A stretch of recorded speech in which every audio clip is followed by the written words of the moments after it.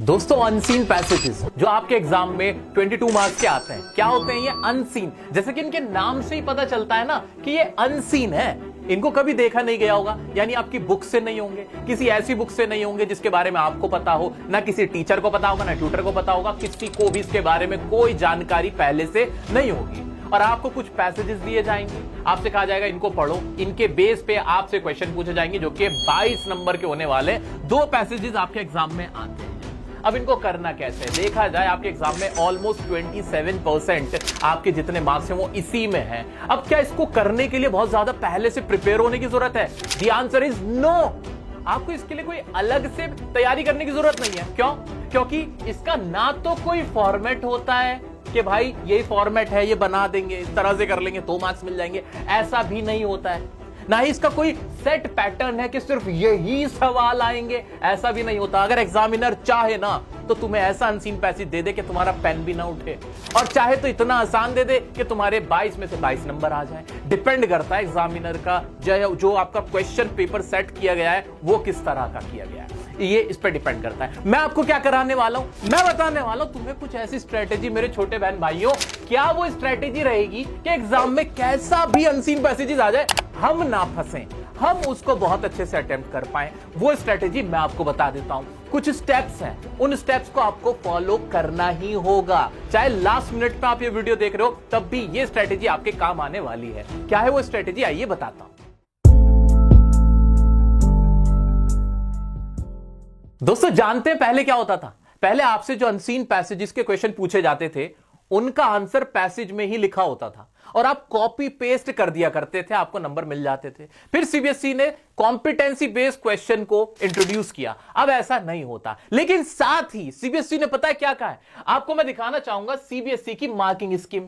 CBSE ने जो अपनी मार्किंग स्कीम दी है उसमें खुद का है, साफ साफ का है, क्या लिखा हुआ है, language expressions may vary but the idea should remain relevant। कि आप जो इनका एक नंबर का आंसर लिख रहे होते हो अनसीन पैसेजेस का, उसकी लैंग्वेज अलग हो सकती है, उसका लिखने का तरीका अलग हो सकता है, लेकिन जो आइडिया है वो अलग नहीं होना चाहिए। तो अपने माइंड में से भूत निकाल दो, ये डर निकाल दो कि एक ही कोई करेक्ट आंसर होगा। नहीं नहीं नहीं नहीं, अगर कोई भी क्वेश्चन आपसे पूछा गया अनसीन पैसेज में, आपने उसका मिलता जुलता भी आंसर लिखा है तो आपको पूरे नंबर मिल जाएंगे। तो इसके लिए सबसे इंपॉर्टेंट पता है आपके लिए क्या है इस वक्त? सबसे इंपॉर्टेंट जो आपको करने की जरूरत है वो है वोकैबुलरी। भाई आपको वोकैबुलरी अच्छे से लर्न करनी है। अब इतने कम समय में कैसे वोकैबुलरी लर्न होगी? अरे नहीं नहीं नहीं, बहुत ज्यादा रटने की जरूरत नहीं है। जो कॉमन वोकैब्स है ना, जो आपके चैप्टर्स में है, वो वाली भी आपके काम आने वाली हैं, उनका भी यहां इस्तेमाल आप आराम से कर सकते हो। जो कैरेक्टर स्केच आपने लर्न किए हुए हैं, जो थीम्स आपने लर्न की हुई हैं, लॉन्ग आंसर आपने पढ़े हुए हैं, उनके साथ जो भी आपने कीवर्ड्स याद किए थे, इस्तेमाल कर रहे हो ना, वो ही यहां पे भी काम आ जाएंगी, कोई दिक्कत वाली बात नहीं है। लेकिन अगर आपके पास टाइम बचा हुआ है, 2-3 घंटे हैं, 4 घंटे 5 घंटे हैं, तो वो समय ना अनसीन पैसेज की प्रैक्टिस करना चाहते हो तो वो समय इन वोकैब्स को ज्यादा से ज्यादा वोकैब को लर्न करने में, उनका मीनिंग जानने में निकाल देना। इससे बहुत फायदा होने वाला है। दूसरा काम आपको क्या करना है? दूसरा काम क्या करना है? अनसीन पैसेज को सॉल्व करने के लिए जो दूसरी सबसे इंपॉर्टेंट चीज है वो है कि आपको समझ में आए। अनसीन पैसेज अगर आपको समझ में ही नहीं आया तो फिर आपका कुछ नहीं हो पाएगा। तो हमें क्या काम करना है? हमें स्मार्ट टीचर के स्मार्ट स्टूडेंट, हम थोड़ी सी तो ग्रामर पढ़ लेंगे, थोड़ी सी ग्रामर, इतनी ग्रामर पढ़ लेंगे कि जो अनसीन पैसेज में मोटा मोटा मीनिंग क्या निकल रहा है वो समझ में आ जाए, उसका सेंस हमें समझ में आ जाए कि सेंस क्या निकल रहा है।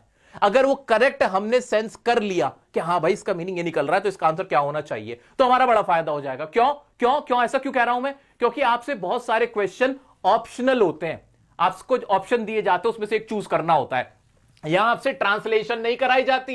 तो मेरे प्यारे दोस्तों, मेरे छोटे बहन भाइयों, याद रखो अनसीन पैसेज के नाम से ऐसे डरने की जरूरत नहीं, कोई अव्वा नहीं है, आपसे ट्रांसलेशन करने को नहीं कहेगा। जानबूझ के आपके अनसीन पैसेज के अंदर जानबूझ के डेलिबरेटली सीबीएसई ने क्या किया हुआ होगा, टफ वर्ड्स, डिफिकल्ट इंग्लिश के वर्ड्स डाल रखे होंगे जानबूझ के कि बच्चा फंस जाए। यहां आपकी इंग्लिश का टेस्ट नहीं होता है, यहां आपका मेंटल टेस्ट हो रहा है कि 22 नंबर बच्चा लेने लायक है कि नहीं। क्या वो डर रहा है, क्या वो सहम रहा है, या फिर वो अपना दिमाग लगा रहा है, थोड़ा भी उसके अंदर कॉमन सेंस है तो हम नंबर देने के लिए तैयार हैं। इतना क्लियर हो गया आपको, इतना क्लियर हो गया कि अनसीन पैसेज की अगर मुझे प्रैक्टिस करनी है तो मैं कैसे प्रैक्टिस करूंगा? वो 4 घंटे में कहां लगाऊंगा? वोकैबुलरी पढ़ूंगा ज्यादा से ज्यादा, और क्या करूंगा? और ग्रामर, ग्रामर के सारी पढ़ लूं सर 1-2 घंटे में, पूरी रात में मेरे बड़े भाई कैसे कर लूंगा मैं? अरे पूरी थोड़ी करने को कह रहा हूं, जरा टेंस समझ लो, टेंसेस, ताकि थोड़ा बहुत छोटा छोटा सेंटेंस बनाना आता हो। और वॉइस बहुत इस्तेमाल हो रही होती है, पैसिव वॉइस के सेंटेंसेस अनसीन पैसेजेस में बहुत डाले जाते हैं, ये आपको पता होने चाहिए। प्रेपोजिशन जो छोटी मोटी प्रेपोजिशन है, ऑन, इन, इनटू, बाय, ये सारी थोड़ी पता होनी चाहिए, ये तुम्हारे काम आ जाएगी। इससे क्या फायदा हो जाएगा सर? क्या फायदा हो जाएगा इससे? मेरा बच्चा, ये फायदा हो जाएगा कि ये जो बड़े बड़े अनसीन पैसेजेस तुम्हारे सामने खड़े हुए होते हैं ना, ये देखो, ये बड़े बड़े ये अनसीन पैसेजेस, इनका ना मीनिंग तुम्हें समझ में आ जाएगा। ये बड़े बड़े देखो पैसेजेस है, इनका ना मीनिंग तुम मोटा मोटा आइडिया लगा पाओगे। अगर इंग्लिश अच्छी नहीं भी है, कमजोर है, तब भी आप आराम से इनका मतलब समझ पाओगे, इतना आपका काम हो जाएगा। मोटी मोटी बात समझ में आ गई? क्या मैं आगे बढ़ जाऊं? हाँ सर आगे बढ़ जाओ, आगे की कहानी सुनाओ। अब आपको करना क्या है वो सुनो दोस्तों। जो हमसे अनसीन पैसेज में क्वेश्चन पूछे जाते हैं, जो एक पैटर्न चलता हुआ आया है, वो मैं बताता हूं कि कैसे कैसे क्वेश्चन आपसे पूछे जाएंगे। एक तो ऑप्शनल बेस्ड क्वेश्चन होंगे, यानी आपको क्वेश्चन दिया जाएगा और उसमें आपको ऑप्शंस दिए जाएंगे। आइए मैं दिखा देता हूं किस तरह के क्वेश्चन कह रहा हूं मैं, किस तरह के क्वेश्चन कह रहा हूं। ये रहे आपके ऑप्शनल बेस्ड क्वेश्चन, ये रहे आपके ऑप्शनल बेस्ड क्वेश्चन, ये रहे इस तरह के। देखो ये रहा प्रीवियस ईयर क्वेश्चन है आपके सामने, ये रहा। यहां आपसे क्वेश्चन पूछा गया कि भाई majority of seagulls fly only short distances as, और 4 ऑप्शन दे दिए। अब 4 ऑप्शन में से हमेशा ऐसा होता है कि जो 2 या 3 ऑप्शन होते हैं बिल्कुल बच्चों वाले होते हैं, बिल्कुल बच्चों वाले। अगर मैंने अनसीन पैसेज को पढ़ा भी नहीं है तो भी मैं इसमें बच्चों वाले वो ऑप्शन को बिल्कुल निकाल के फेंक सकता हूं। जैसे उसमें पूछा गया है कि जो मेजॉरिटी ऑफ सीगल होते हैं वो शॉर्ट डिस्टेंस पे क्यों उड़ते हैं, और रीजन क्या दे रखा है? दे डोंट हैव एनर्जी, उनके अंदर एनर्जी नहीं होती। ये तो मुझे बिल्कुल बकवास बात लग रही है। तो इस तरह के ना बहुत उल्टे सीधे ऑप्शन दिए गए होते हैं बच्चों वाले, जिन्हें आप देखते ही कट कर सकते हो। तो एक तो ऑप्शनल वाले क्वेश्चन होते हैं, याद रखना ये तुम्हें नंबर देने के लिए एक मौका दिया गया होता है कि ऑप्शन दे दो, उल्टे सीधे ऑप्शन उसमें बच्चों वाले डालो, बिल्कुल बेवकूफों वाले, और वो हम देख के पकड़ लेंगे, ठीक है। और कौन से? फिलिप्स वाले क्वेश्चन होते हैं। आपको एक सेंटेंस दिया जाएगा और आपसे कहा जाएगा कि अनसीन पैसेज को आपने पढ़ा है तो इसको फिल इन द ब्लैंक को कंप्लीट करो। एक ऑपोजिट आपसे पूछ लिए जाएंगे कि बता दो इसका एंटोनिम्स क्या है, बताओ ऑपोजिट वर्ड क्या होगा, पैसेज में से ढूंढ के बता दो, या फिर ऐसे ही बता दो। वो आपसे ऑपोजिट वर्ड पूछ लेगा या सिमिलर वर्ड पूछ लेगा। ये ट्रेंड चलता हुआ आया है, इस तरह के क्वेश्चन आपसे पूछे ही जाएंगे। अब सोचने वाली बात है मेरा बच्चा, ऑपोजिट और सिमिलर वर्ड के लिए वोकैबुलरी आती होगी तो सही आंसर दे सकते हो, वरना नहीं दे पाओगे। इसीलिए कह रहा हूं वोकैबुलरी आपको नंबर दिला देगी। तो वोकैब भी बहुत ज्यादा हाई फाई वोकैब नहीं, कॉमन वोकैबुलरी आपके काम आने वाली है। अच्छा सर इतनी मेहनत करूं क्यों, क्या फायदा, क्यों वोकैब याद करूं, क्यों ग्रामर याद करूं, क्यों अनसीन पैसेज में इतना मैं दिमाग खराब करूं अपना? मेरा बच्चा आगे सीयूईटी का एग्जाम दोगे, उसमें भी इंग्लिश पूछी जाएगी, उसमें भी यही वोकैबुलरी, यही अनसीन पैसेज टाइप के क्वेश्चन, ये सिनोनिम्स एंटोनिम्स पूछे जाएंगे। तो जो 1 महीने बाद अब तुम पेपर दोगे ना सीयूईटी का, या कोई भी एंट्रेंस दोगे, उसमें यही सब आपसे पूछा जाना है। तो आपका डबल फायदा है। आ जाते हैं तो भाई अब इनको करने का तरीका क्या है? सर स्टेप भी बता दो। आपने हमारा माइंड तो पूरा सेट कर दिया, अब स्टेप बता दो इनको कैसे सॉल्व करना है। Step number 1, read passage first. आपको सबसे पहला काम क्या करना है? सबसे पहले पैसेज को पढ़ना है, क्वेश्चंस को नहीं पढ़ना। आपको बहुत सारे लोग हाँ ऐसा बोल रहे होंगे कि पहले क्वेश्चन पढ़ो उसके बाद फिर पैसेज पढ़ो। नहीं नहीं नहीं, मैं कुछ सोच के ही कह रहा हूं। आपको सबसे पहले जो भी आपको पैसेज दिए गए उनको अच्छे से पढ़ना है, समझने की कोशिश करनी है। स्टेप नंबर 2 क्या है? Read 3 to 4 words at a time. आपकी इंग्लिश अगर बहुत अच्छी नहीं है, और अगर अच्छी भी है तो भी ना ऐसे स्पीड में नहीं निकालना है, क्योंकि पैसेज पढ़ने में तो मुश्किल से 2 मिनट नहीं लगने, बट वो आपको फंसाने के लिए काफी होगा। I again repeat my words कि अगर सीबीएसई अपनी पे आ जाए तो ऐसा पैसेज दे देगा कि पेन ना उठे। लेकिन एट द सेम टाइम अगर हम इस तरीके से अपनी स्ट्रैटेजी बना के उसको इंप्लीमेंट करते हैं ना, तो कैसा भी पेपर आ जाए फिर कर लेंगे। कैसे? जैसे आपके सामने ये रहा क्वेश्चन पेपर, ये रहा क्वेश्चन पेपर। अब क्या करूंगा? सबसे पहला काम, मैं क्वेश्चन की तरफ नहीं गया हूं, मैं गया हूं सीधा पैसेज पे। और पैसेज कैसे पढ़ रहा हूं? 3 से 4 वर्ड एक बार में पढ़ने बस मुझे, इससे ज्यादा नहीं। थोड़ा समझूंगा, ठहरूंगा, रुकूंगा, एक एक वर्ड पे ध्यान दूंगा। एज अ यंग एडल्ट, फिर मैं रुका एक यंग एडल्ट के तौर पे, life can be stressful, life stressful हो सकती है, एंड ओवरवेलमिंग एट टाइम। बिल्कुल हाँ, टाइम लेना, मैं खुद कह रहा हूं टाइम लेना भाई। 22 नंबर का सवाल है मेरा बच्चा, 22 नंबर, ये कोई 5 नंबर का नहीं है। अगर मैं इसमें फंस गया ना, अगर मैं कंफ्यूज हो गया या हो गई, तो मेरा पूरा पेपर इससे हैम्पर हो सकता है। ठीक है, तो मेरा बच्चा, मेरे छोटे बहन, मेरे छोटे भाई, ध्यान से सुनो, इसको हल्के में मत लेना। 22 नंबर का सवाल है, 3 से 4 वर्ड, कितनी अच्छी इंग्लिश आती है, कितना इजी पेपर आ जाए, कोई बात नहीं, हम उससे फर्क नहीं पड़ता, हम सेफर साइड लेके चलेंगे। हम 3 से 4 वर्ड पढ़ के आराम आराम से टाइम देंगे। भाई 22 नंबर का पेपर है, कोई कम का नहीं है, ये 22 नंबर का क्वेश्चन है, आराम से टाइम देंगे। और फिर जब हम इसको टाइम दे के पढ़ेंगे तो ये हमें ज्यादा अच्छे से समझ में आएगा। फिर आगे बढ़ेंगे हम, फिर कैसे, एंड ओवरवेलमिंग एट टाइम्स, और फिर रुकेंगे। Juggling among school work, social life and other responsibilities, it can be easy to feel alone. ऐसे कर करके पहले इतना मतलब निकाल के देखा, अच्छा इसका मीनिंग ये निकल रहा है, अच्छा फिर इसका मतलब ये निकल रहा होगा। ऐसा क्यों कह रहा हूं मैं, सुनो, क्योंकि जो आपसे आप क्वेश्चन नीचे पूछे गए होंगे ना, वो डायरेक्ट क्वेश्चन नहीं पूछे इसमें से कि आपसे सिर्फ ऐसे क्वेश्चन पूछ लिया कि डायरेक्टली बताओ कि भाई लाइफ कैसी है, तो आपने स्ट्रेसफुल देख के स्ट्रेसफुल लिख दिया। ऐसा क्वेश्चन नहीं आता। क्वेश्चन थोड़ा सा डिफिकल्ट डालते हैं, थोड़ा डिफरेंट डालते हैं।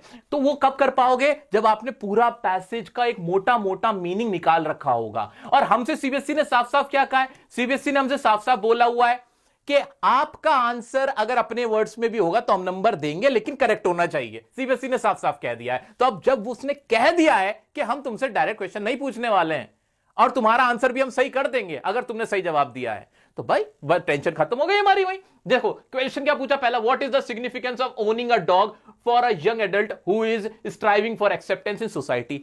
शुरुआत क्या हो रही थी, और आपसे जो ये क्वेश्चन दिया गया, क्या दिया गया, डायरेक्ट डॉग की बात आ गई। जबकि पहले क्या होता था, पहले तो पहला क्वेश्चन पहले पैसेज में से डाल देते थे, आसान सा होता था। बताओ ना, इसको पूरा भी पढ़ लोगे ना तो भी डायरेक्ट आपको इसका आंसर ऐसे आसानी से नहीं मिल पाएगा। ये तभी मिल पाएगा जब आपने पैसेज को अच्छे से गो थ्रू किया हुआ है, उसका मीनिंग अच्छे से निकाल के बैठे हो और फिर क्वेश्चन की तरफ गए हो। गॉट इट, क्लियर हो गया। तो सबसे पहले हमारे 2 स्टेप क्या हमने समझे कि भाई कोई भी क्वेश्चन आ जाए, कितने डिफिकल्ट हो कितना इजी हो, मुझे फर्क नहीं पड़ना। मैं तो सबसे पहला काम पैसेज पढ़ूंगा आराम से, 3-4 वर्ड से ज्यादा एक बार में नहीं पढ़ूंगा, फंसने की कोशिश नहीं करूंगा, और read difficult words as it is. अब ऐसे बहुत सारे वर्ड्स आएंगे जिनका मुझे मीनिंग नहीं पता होगा, आपके साथ भी ऐसा होगा, क्योंकि सीबीएसई ने जानबूझ के ऐसा किया होगा।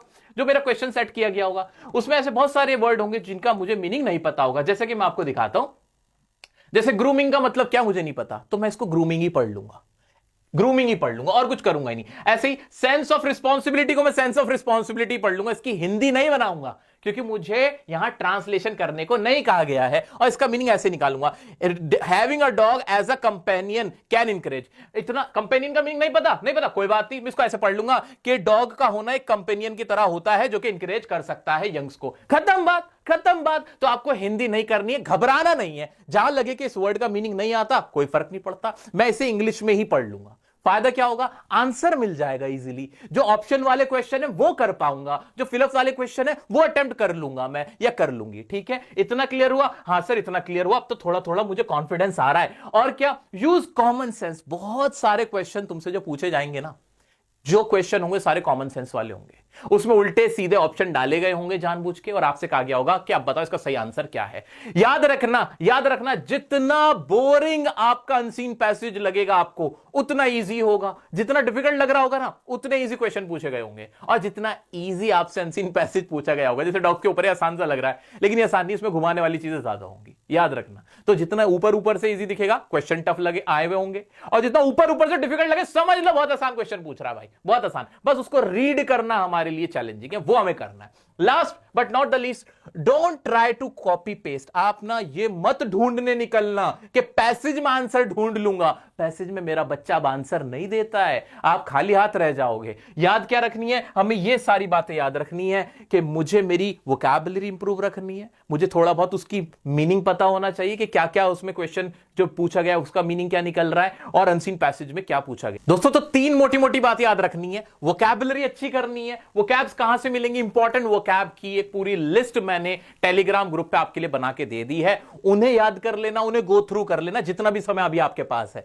ग्रामर सीख के रखनी है, इतनी ग्रामर ताकि समझ में तो आ जाए, छोटे छोटे सेंटेंस तो बना सकूं। वो कहां से करोगे, मैंने डियर सर का ग्रामर कोर्स ऐसे सर्च कर लेना, प्लेलिस्ट बनी हुई है, कोर्स के टैब पे चले जाओगे, चैनल पे जाके वहां मिल जाएगा। 2x पे ऐसे टेंसेस, वॉइस मॉडल्स, इनकी वीडियो जरूर देख लेना, ताकि थोड़ी सी मेरा बच्चा इंग्लिश आपको आ जाए, थोड़ा थोड़ा सा समझ पाओ, तभी कर पाओगे। तीसरा, कॉमन सेंस बिल्कुल याद रखना, बिल्कुल कॉमन सेंस से कॉम्प्रोमाइज मत करना। आसान क्वेश्चन होंगे बट थोड़ा सा दिमाग लगाने की जरूरत होगी, वो आपको देख लेना है। इसके बाद आपको अनसीन पैसेज में दिक्कत नहीं होगी। हां, एक चीज से बच के रहना, इस वक्त चाहे कोई टीचर कराए या आप खुद करो, कि बहुत सारे सैंपल पेपर अनसीन पैसेज के हम प्रैक्टिस करने बैठ जाए, टाइम वेस्टिंग है। मैं लिख के दे देता हूं।